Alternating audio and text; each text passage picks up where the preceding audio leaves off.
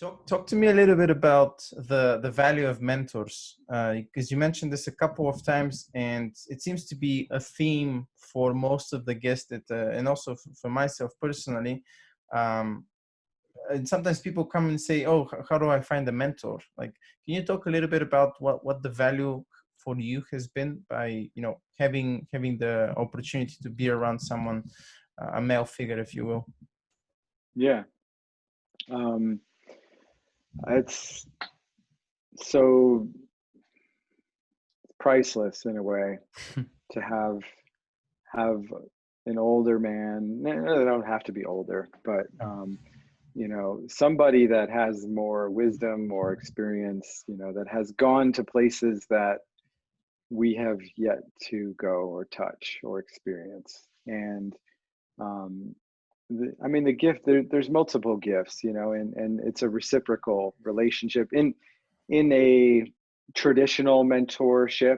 I think there's different ways of getting mentoring. I mean, you can absolutely like pay a coach to kind of be a mentor, right? And I think there's probably even a reciprocity that happens there, that may not always be acknowledged. I think mentoring used to be a lot more of a traditional part of male culture, where we would the classic example that I love of this is I'm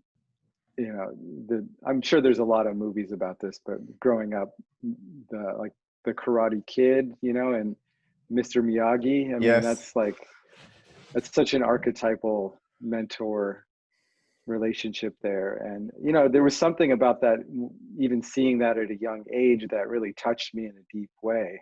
I think there's a longing that a lot of men have to be, not only to be seen for who they are, but to be led, and guided. And I certainly had that. And, I had to seek it out. I had to really intentionally look for men that I respected and admired, which was not easy to find. Because I was already a pretty deep person, and had some awareness, and I really wanted to find role models that were living a life of integrity that I could really look up to. And yeah, and there's something that happens in that kind of relationship that's not just about like the kind of education or knowledge that the way that we're taught in schools, most schools, right? Where, here's how to get from A to B. Um, it's more like a transmission, And what I mean by that, it's kind of hard to, completely put to words, but there's something that happens by being around people that are at another level of consciousness, at another level of development, that we become more like them. We kind of take on and start to embody those qualities in a way, organically.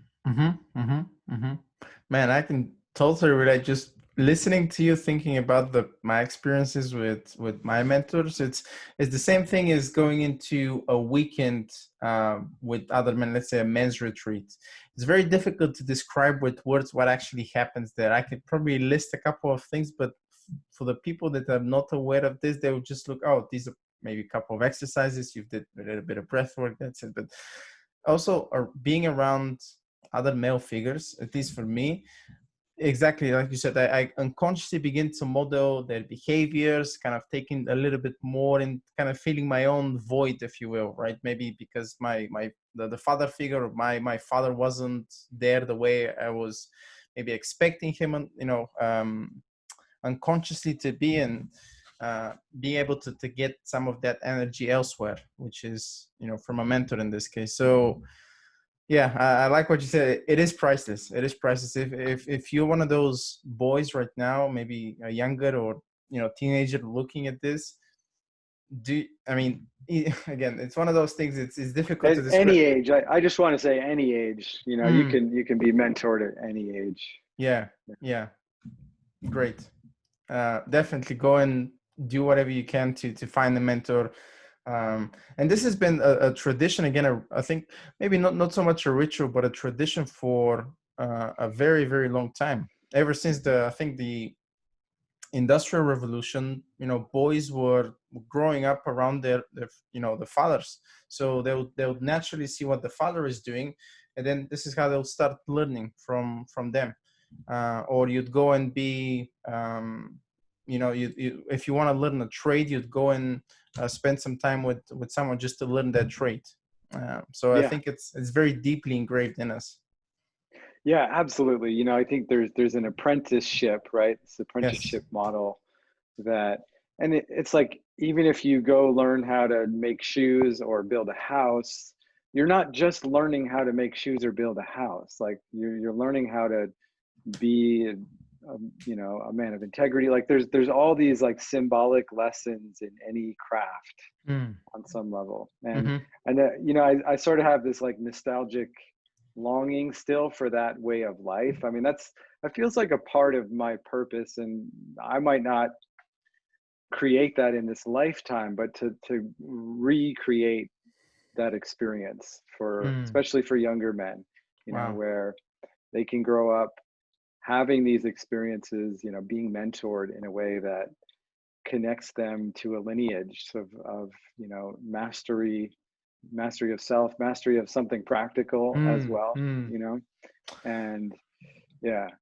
Man, you're talking about this and I'm literally getting goosebumps. I'm just wondering, Yeah. like, man, if I knew about this 15, even 20 years ago, I'm 31 right now, like the trajectory in my life, I mean, obviously it's always, most of the time you're thinking about what could have happened, should have, would have happened, but it is priceless. Like it's so valuable for something like this to be able to have a mature, masculine, father figure, if you will, to really guide you through all the unknowns of life.